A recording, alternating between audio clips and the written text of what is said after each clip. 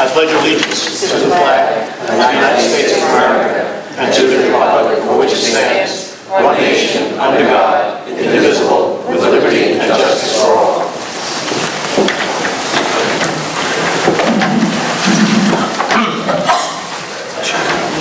Pursuant to the Open Public Meetings Act, Chapter 231, Public Laws 1975, this meeting has been duly advertised in the Asbury Park Press issue of May 5th, 2010. All municipal clerks of the townships and boroughs within the regional high school district have been duly notified, and the requirements of posting of notices have been met. Minutes approval. Could I have a motion on the minutes, please?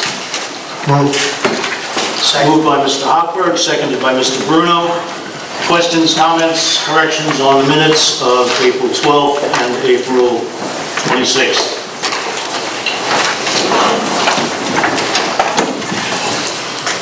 Seeing none, Mr. Boyce. Mr. Bruno? Yes. Mr. Hochberg? Yes. Mrs. Lavin? Yes. Mr. Moses? Yes. Mr. Placatello? Yes. Mrs. Zutera? Yes. Mr. Lawson? Yes. Communications are on file in the Board Secretary's office. Superintendent's report.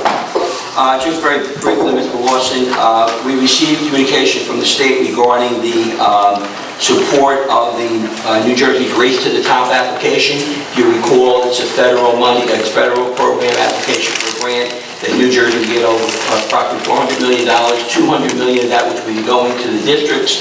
They went through the first round. New Jersey did not make the first round, but they're asking districts to apply for the second round to get aboard. So they do require, in normal circumstances, the NJEA or the FRHSD leadership to sign off on it. However, they are asking if the superintendent and the board president would sign off, we can move forward and apply for this. The deadline, I believe, is Wednesday.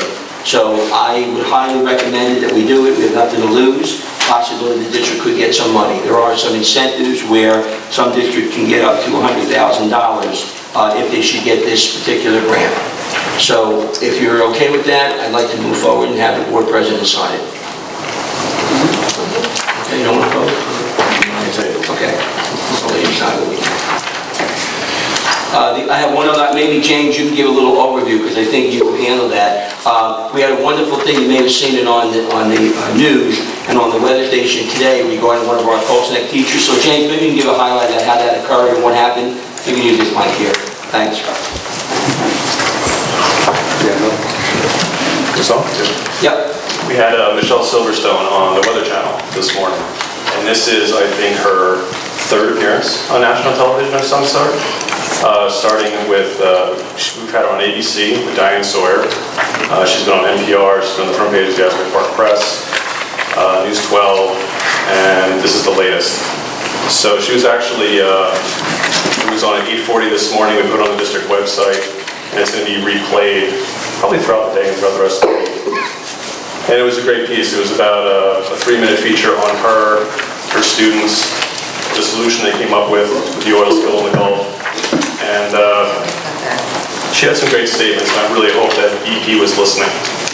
Because she talked about how, BP could really learn something from these kids and what they've been doing out here. So it was great exposure for us and the school.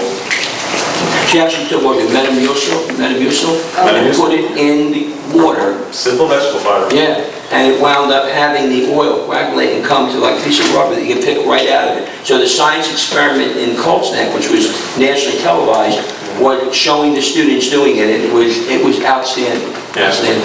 It was great recognition. The Weather Channel actually showed some of the video that we shot in Michelle's classroom of her students conducting the experiment. Right. So it was really great. It was good for them to actually spotlight. And a nice part of that, James had Jay Robinson, who do all the filming, and we did it on site, and that was actually used as part of the national TV program. So we had some nice exposure with this particular problem that's in the Gulf. We hope to keep it going too. So there should be some. It kind of snowballs once you get it out there. So the more the merrier.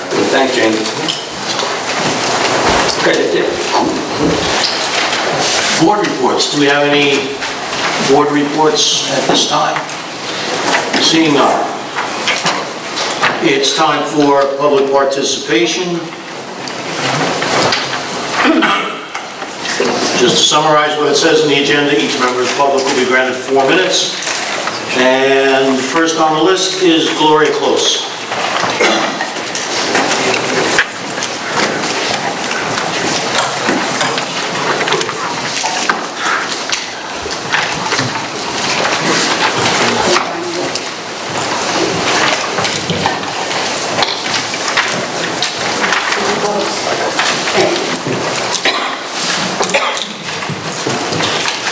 Good evening. I understand that Freehold Regional was granted an additional $2 million in state aid. Did the district receive the aid yet? I would like to know from Mr. Boyce where the money is and how it is being applied to the defeated budget. I would like to remind the board and the administration why the taxpayers defeated the budget. It was not only because of the economic downturn, but because of the numerous problems that this district has, namely the frivolous lawsuits which only benefit the lawyers, the bloated and duplicated administration staff, and the bloated salaries and benefits. The Broward State phony degree scandal that our superintendent, Evangelista, and 3 top employees have engaged themselves into and refused to pay back the district. The cutting of academic classes without even looking first to cut administrative position. The cancerous nepotism in this district. I can go on and on, but I have only 4 minutes. Nothing has been done to correct any of these problems.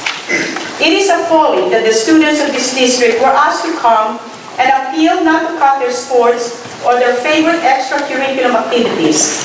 I have witnessed the repulsive method of the administration and the Howell principal that night when FRHSD students and their parents were told that their program was being cut. They made these kids come out in that horrific night just to be told that their program was not in jeopardy of being eliminated. It was a bad night for those students to be out driving, and it was a school night. Did you ever think that something could have happened on their way here?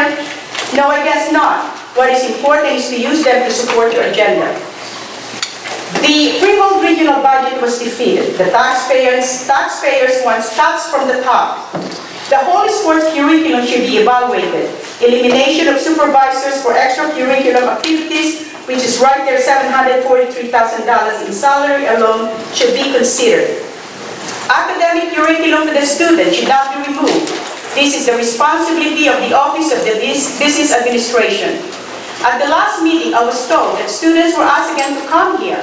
One did not even know what was going on when the student walked in. But I was told that the student was told to come and speak up. The student had no clue. It has to stop this nonsense of sending fears to the students.